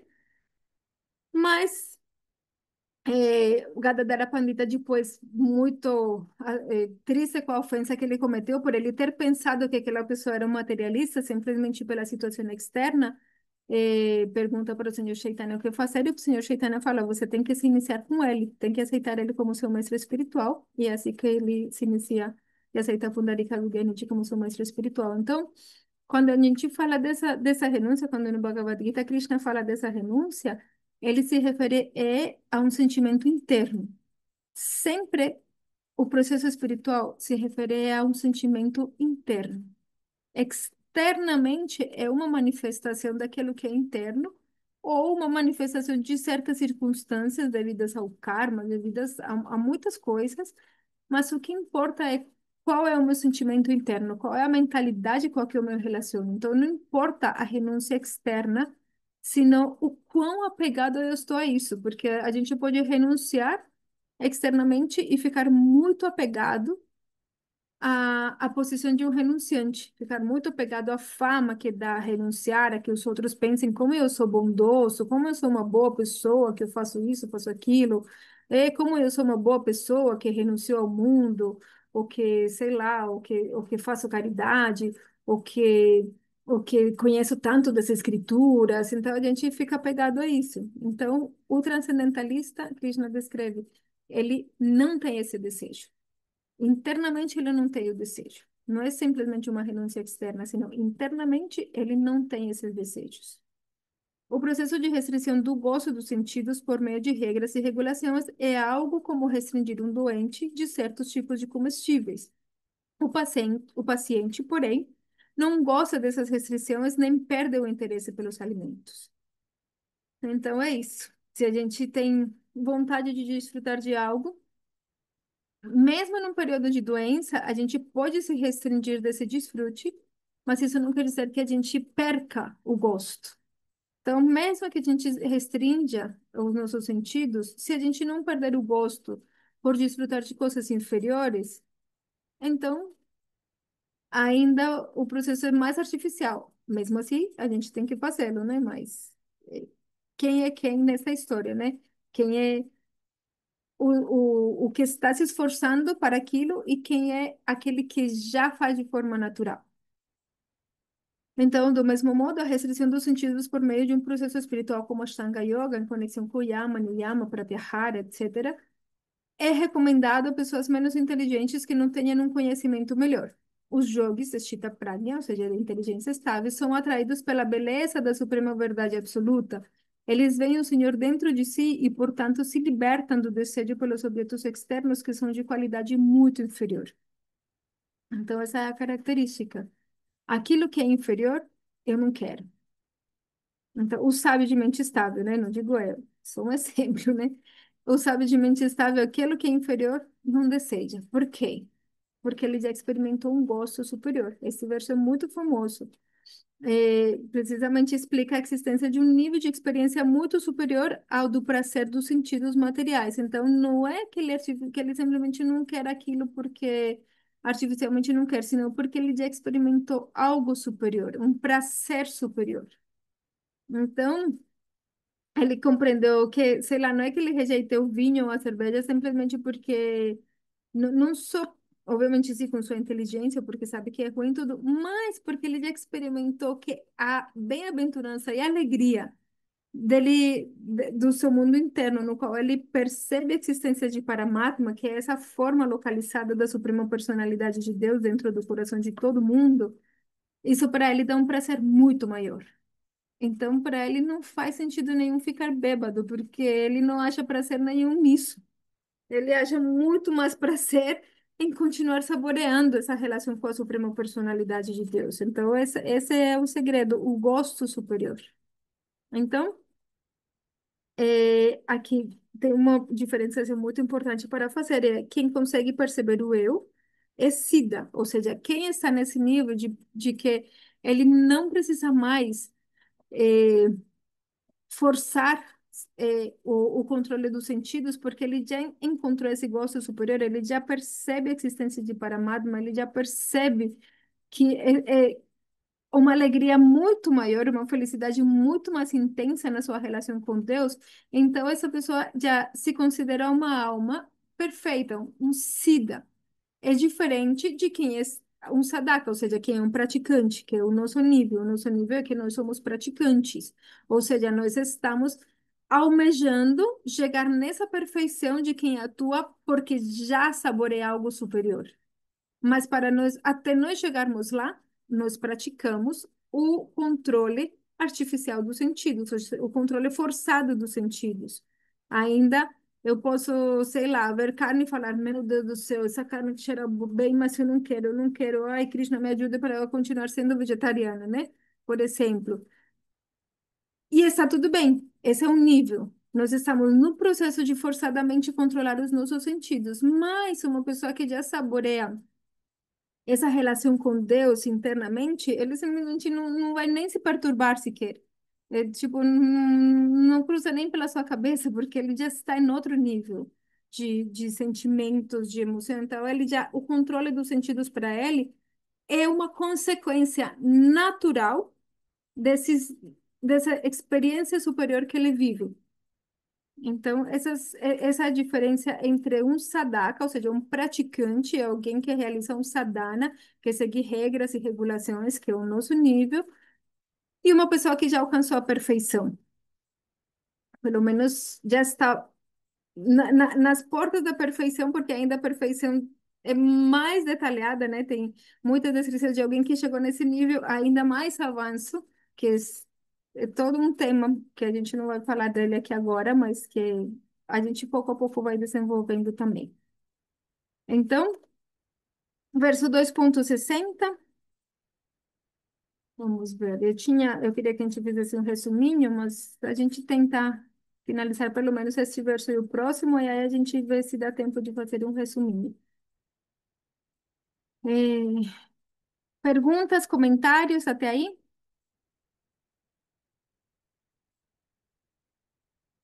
Nada? Xingamentos? Nada? Não, tranquilo. Então tá bom. Então tá bom. Não tem do xingamento, já tá bom, né? Suponho. Então tá bom. Então vamos lá. Então, verso 2,60. Ó Arjuna, os sentidos são tão fortes e impetuosos que arrastam pela força inclusive a mente de uma pessoa de discernimento que se esforça por controlá-los. Então, é, falando, né, desse ponto do praticante, porque nos versos anteriores, né, então, a gente falou como é difícil, como a pessoa controla os sentidos quando ela experimenta um gosto superior, né? E como o mero controle externo ou artificial não é suficiente. Mas espera aí, eu acabei de falar, né, que a gente está nesse nível de controlar artificialmente. Então, isso não é importante porque eu ainda não experimentei o gosto superior. Então, Krishna, em resposta a essa pergunta, ele vai falar este verso, não? É, controle do sentido sim é importante. Porque se você não tiver os sentidos controlados, você nunca vai poder ser um sábio de mente estável. Então, é um caminho. E como se diz aqui, apesar de estar além da capacidade do sadhaka, ou seja, do praticante, né, ter pleno controle de seus sentidos na fase de sadhana, né, de prática espiritual, o esforço por tal é, por si só, louvável. Sri Bhagavan fala este shloka para explicar esse assunto. Então, não quer dizer que pelo fato de a gente não experimentar ainda esse gosto superior, a gente não deve se esforçar por controlar os sentidos artificialmente. A gente tem sim que controlar os sentidos artificialmente, sabendo que é uma tarefa muito difícil, extremamente difícil a gente controlar os sentidos. Então, por isso é que é um esforço muito louvável. Eu coloquei aqui essa imagem do tarô, para quem gosta do tarô, é a imagem do carro, né? Que também se conhece como a carta da vitória. Então, a vitória, ele tem uma característica e é que ele, ele está no carro, mas ele não tem rédeas daquele carro, né? Ou seja, ele controla esse carro já com a sua própria mente, como uma carta que simboliza isso, né? Simboliza que ele controla tanto a sua mente, né? O prazer, o desprazer, né? E por isso que ele é a carta que representa a vitória, né? Então, mostrando também como o controle dos sentidos, né? Eu trouxe essa carta aqui para exemplificar isso, né? Que o controle dos sentidos é precisamente a base da vitória. Então, a gente tem sim que trabalhar no controle dos sentidos, né? É dever do sadhaka esforçar-se com todo cuidado para conquistar o controle de seus sentidos. Não é possível tornar-se um meshita prajna sem controle dos sentidos. E outro detalhe, que Krishna ainda no verso seguinte vai explicar melhor, sem ocupar a mente em Krishna, não se pode parar com tais ocupações, como se explicará nos próximos capítulos. Certo? Então, tem uma história, né, aqui. Bom, tem uma palavra específica que se usa nesse verso que é pramatini, ou seja, as coisas que provocam agitação, certo? Então, o verso diz que aquelas coisas que agitam na nossa mente, eles podem nos arrastar. Então, por isso que um sentido que não está controlado arrasta tudo, né? Arrasta o restante.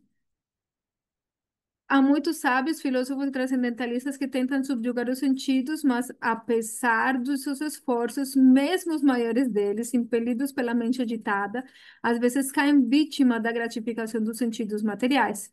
Um exemplo é o sábio Vishvamitra, que caiu seduzido por Menaka, uma apsara celeste enviada por Indra para acabar com as austeridades do sábio. Então, uma história muito famosa dos Vedas, que é um sábio que ele tinha feito tantas austeridades, ele era um sábio autocontrolado, ele estava tipo num nível muito elevado, ao ponto que Indra se sentiu ameaçado, porque quando alguém faz muitas austeridades, também adquire muito poder. Então, Indra sentiu que o seu posto como Indra estava ameaçado pelas austeridades desse sábio. Então, ele, para tentar diminuir essas austeridades, ele enviou uma apsara celeste a seduzi-lo, que é Menaka. E essa apsara, ela falou com Indra, tá bom, mas o sábio vai me amaldiçoar. Então, eu não quero. Então, eu só vou lá. O deus do desejo, Kamadeva, tem que me ajudar e o deus do vento também. Então, ela foi só vestidinha com um sari assim, bem leve. Aí o vento passou, levantou o sari dela, ela ficou tipo nua. E no momento em que o sábio percebeu, aí Kamadeva, Deus deu desejo, atirou suas flechas, né? E o sábio ficou perturbado.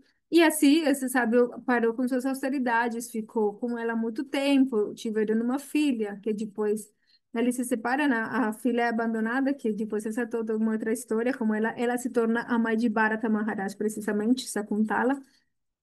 Mas, enfim, o tema é que ele, que era uma pessoa completamente rigorosa nas suas austeridades, caiu o preço dos sentidos, então, ele se avinou, né? E aquele que restringe, o verso 2,61, aquele que restringe seus sentidos e fixa sua consciência a mim é conhecido como uma pessoa de inteligência estável. Então, finalmente, Krishna chega num ponto que tá bom. Então, aquele que retrai seus sentidos, como tartaruga, que experimentou um gosto superior, mas tá bom, qual é o nosso nível? É outro nível. Então, a gente está praticando, então tá bom, mas mesmo assim, se a gente praticar já é algo louvável. E aqui ele fala, mas realmente para controlar os sentidos precisa que a sua consciência esteja fixa em mim. E essa pessoa cuja consciência está fixa em mim é um Sthita Prajna, né? O Sthita Dhir Muni. Então, este verso deixa claro que a concepção mais elevada da perfeição yógica é a consciência de Krishna. Se a pessoa não for consciente de Krishna, não lhe será absolutamente possível controlar os sentidos. Então, aqui Krishna vai começar a dar umas dicas. Aí, este gato sentou na impressora. Sai, gato. Pronto. Então, Krishna aqui vai começar a encaminhar qual é a solução, né? Porque forçar os sentidos é difícil, etc, etc. Então, Krishna já fala, fixar a nossa mente em Krishna é o caminho mais fácil para controlar os sentidos. Então, por isso que dentro do caminho, desse caminho que a gente segue, não é simplesmente a gente de forma artificial controlar os sentidos, mas a gente precisa usar os nossos sentidos a serviço de Krishna. Falar de Krishna, ler sobre Krishna, ouvir sobre Krishna, saborear a comida que foi oferecida antes para Krishna, eh, cheirar as coisas gostosas que foram oferecidas para Krishna, seja flores, incenso, folha de tulas, etc. Tudo isso são processos que nos ajudam a controlar os sentidos.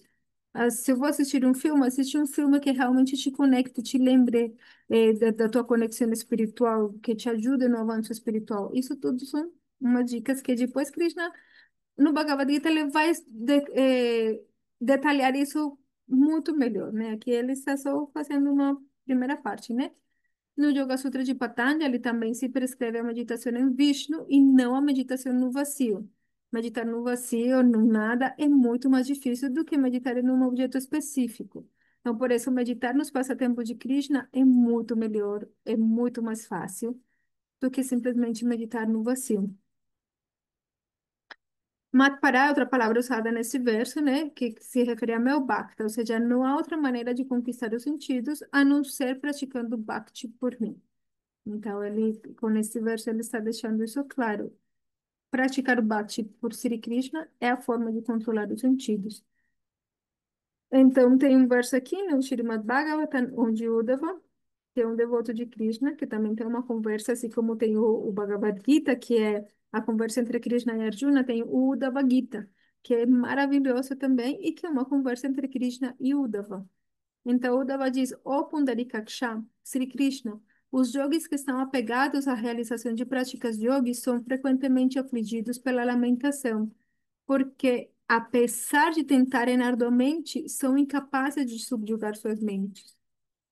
Portanto, os sábios Paramahamsas analisam o que é essencial e o que não é. Com devoção a ti, eles se abrigam em teus pés de lótus, o reservatório da completa bem-aventurança.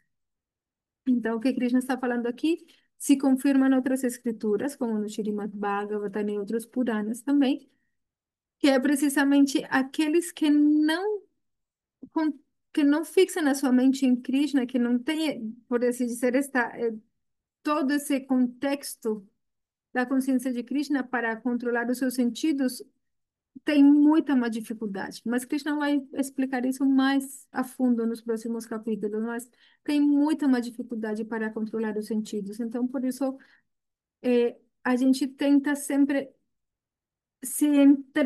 adentrar mais no universo da consciência de Krishna, consumir coisas relacionadas com Krishna, comer comida que foi oferecida a Krishna, ler sobre Krishna, pensar sobre Krishna, por quê? Porque isso vai ajudar no controle dos sentidos. Esse é o processo que Krishna está dando no Bhagavad Gita. É simplesmente o processo que ele está dando.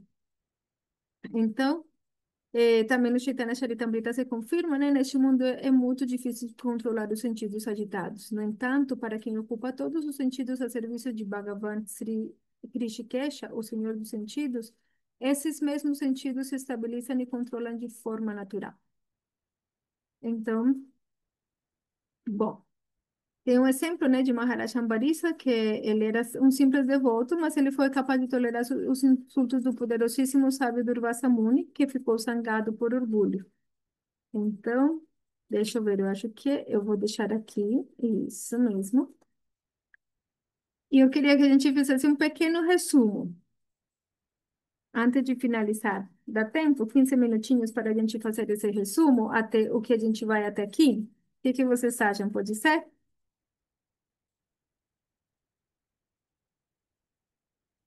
Como que vamos até aqui? Tá muita coisa?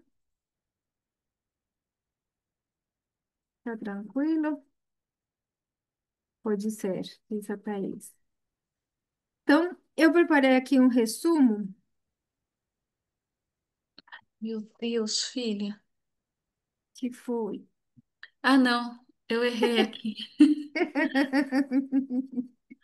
Ela que me Eu... ajuda no computador. Ah, tá. Então, eu preparei aqui um resuminho para a gente visualizar aqui. Ai, deixa eu ver, eu acho que é esse daqui.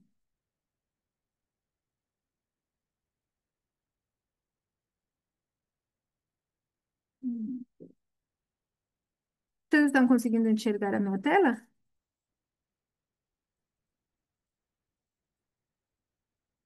Sim? Acho que sim, Sim, né? Ótimo. Agora, eu não sei. Ah, aqui aparece para mim como movimentar. Então, esse é só um quadrinho para a gente resumir um pouco, né? Então, pô, eu comecei aqui, mas aí a gente faz finalizar juntos. Então, a gente está nessa parte, né? Que Krishna está respondendo as perguntas de Arjuna. Então, a pergunta acerca de como reconhecer alguém situado na transcendência. Então, ele pergunta como fala, ou seja, pela fala se reconhece um sábio, né? Como se senta, como se estabelece na transcendência, como se relaciona com os objetos dos sentidos, e como caminha, ou seja, como reage perante as dualidades da vida, honra, desonra, prazer, sofrimento, etc. Certo? Então, agora vamos tentar relembrar das respostas de Krishna. Sim? Vamos nessa?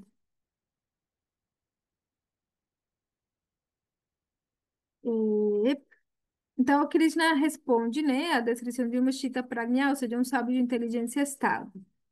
Então, uma das coisas é que lá no início, alguém lembra, né? Então, uma é aquele, a ver, como que eu faço aqui para compartilhar as duas coisas? Boa noite, já muito obrigada, pode ser. Sim, tá. Então, deixa eu ver aqui, como a gente faz. Hum. Bom, vocês lembram mais ou menos do que a gente tem falado até agora, das características que Krishna tem falado de um sábio de mente estável? Eu coloquei aqui duas. Uma que ele renuncia a toda classe de desejo pela satisfação dos sentidos, e outra que ele encontra satisfação unicamente no eu. Alguém lembra de mais alguma?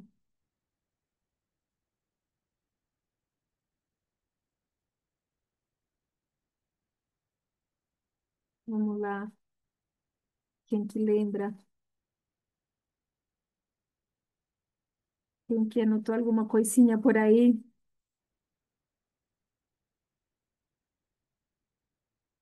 Então vamos lá, eu vou soprar para vocês, né? Lembra, não se perturba apesar das três misérias. Lembram disso?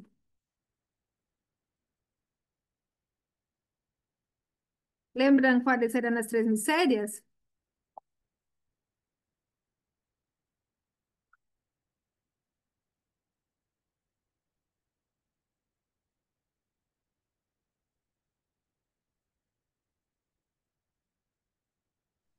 Tem a da mente, né? A do corpo. Isso.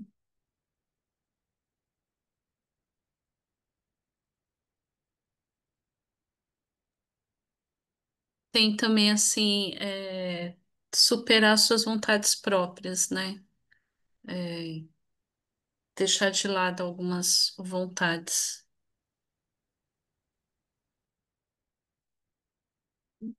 Aham, ou seja, que ele não tem desejo, né? Tipo, não tem um desejo, né? É capaz de retirar sua mente dos objetos dos sentidos, né? Seria isso. Isso, superar os sentidos, isso que eu Aham. quis dizer. Controla seus sentidos, né? Como a tartaruga, ele retrai seus sentidos dos objetos dos sentidos à vontade, né? Que essa era uma das características, à vontade, certo? Alguém mais? O que que ele faz quando tem muita felicidade? O que que esse sábio faz quando sente muita felicidade? Ele se exalta ou ele não se exalta ou ele fica como? Ele não se exalta, né? Nem diante das felicidades, nem das tristezas. Tristeza. Ele controla os sentimentos dele, né? Pelo que eu Isso, entendi. nem se aflige demais pelas tristezas. Exatamente. Essa é outra característica dele. Muito bem. Que mais? Que mais?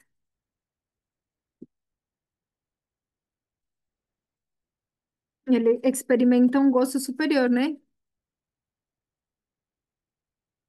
Um gosto superior. É precisamente por isso que ele consegue controlar os seus sentidos, né? Que ele experimenta o gosto superior, que é o supremo, né? Ou Paramatma, né? O supremo, ou, a ver, como colocamos isso? A experiência, a relação eterna com Paramatma, certo? Que mais? Ai, se for por lá. Que mais? Que mais? O último verso, né, que falou, ele fixa sua consciência em mim, lembra? O último verso. Fixa sua consciência na verdade absoluta, Sri Krishna, certo? Aí outra coisa, quando ele experimenta um gosto superior, e por isso ele facilmente dá as costas ao prazer material, né? Porque não é de forma artificial. Por isso, facilmente dá as costas ao prazer material. Bom, algo mais que esteja faltando aqui? Pelo que eu entendi, ele também trata todos de forma igual.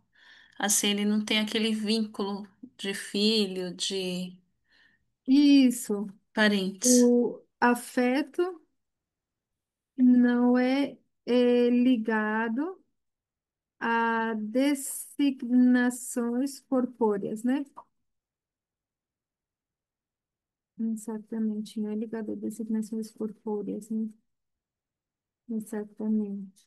Não é que ele não sinta afeto pelos seus filhos, se ele tem filhos, ele sente afeto pelos seus filhos, mas não simplesmente por ser seus filhos, senão porque são almas espirituais também, como muitas outras são almas espirituais pelas quais também ele sente essa vontade de se esforçar, de proteger e tudo mais, né?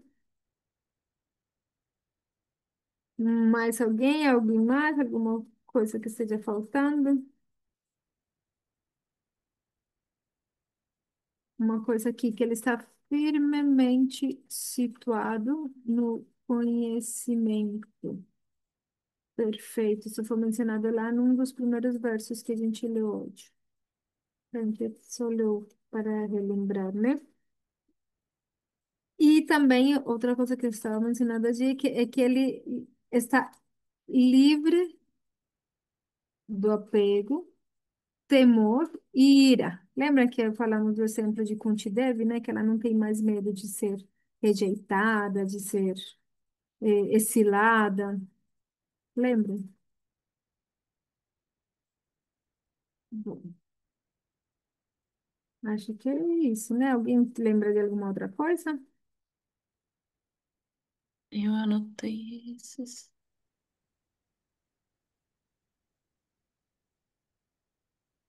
É isso, né?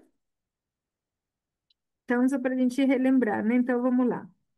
Então, as perguntas de Arjuna, né? Como que é essa pessoa localizada na transcendência? Então, algumas das características que Krishna responde é que ela encontra satisfação unicamente no eu, não se perturba a pesar das três misérias, né? As causadas pela mente, corpo, por outros seres vivos e pelos fenômenos naturais. Controla seus sentidos como a tartaruga que retrai seus sentidos nos objetos dos sentidos. Não se exalta diante da felicidade, nem se aflige demais pela tristeza. Renuncia a toda classe de desejo pela satisfação dos sentidos, experimenta o gozo superior e a relação eterna com Paramatma, por isso facilmente dá as coisas ao prazer material. Fixa sua consciência na verdade absoluta, Sri Krishna. O afeto não é ligado a designações corpóreas. Firmemente situado no conhecimento perfeito, livre do apego, temor e ira. Então, é isso. Por enquanto, né? Deixa a gente tirar uma fotinha aqui. Um print da tela, como que eu faço isso? Deixa eu ver aqui, porque aí eu mando para vocês, a gente manda lá no grupo. Agora eu não sei como que eu tiro, porque eu acho que para vocês não aparece tudo que aparece para mim aqui. Então eu não sei se eu tirar um print da tela vai aparecer tudo. Se alguém puder eh, tirar o print da tela, só para depois mandar esse quadradinho lá no grupo, seria muito bom. Manda para mim, que depois eu mando e encaminho lá no grupo. Pode ser? Então é isso. Aí a gente fez o nosso resuminho. Isso, legal. Bom, esse negócio é chato que fica sendo editado, né? E a gente não sabe como que acontece, mas enfim. Mas é legal porque a gente tem um resumo que pelo menos já ajuda a gente ir memorizando melhor, né? Ah, legal, aqui já recebi A mais. segunda tela, ela não ficou ampla, então ela tá saindo de duas formas. Você consegue fixar só na segunda, na resposta? Sim, bem que aqui já a Thaís mandou a foto. Ah, então ótimo. Sim, aqui eu acho que ficou, porque como isso agrandar ele um pouco e aí dá para ler, eu acho. Mas de qualquer jeito, esse quadro depois eu consigo compartilhar com vocês, eu vou mandar no grupo. Mas de qualquer jeito, depois eu vejo como se compartilha o quadro completo. Isso, tudo. Aqui, pronto, mandei. Vamos ver se dá para ver. Então, bom, vou parar de compartilhar.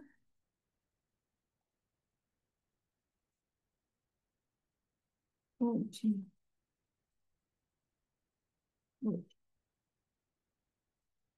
Vamos compartilhar aqui. E aqui também já você me mandou. E aí já fica. Tá bom. Aqui. Pronto. Encaminhei. Então, Haribo. Então é isso. Bom, muito obrigada a vocês por terem participado, por toda a sua paciência, a sua dedicação. Eu espero que tenha sido de muita utilidade, que tenha muito material aí para pensar, para a gente realmente analisar, lembrar, se questionar também. Então, as perguntas são sempre muito bem-vindas.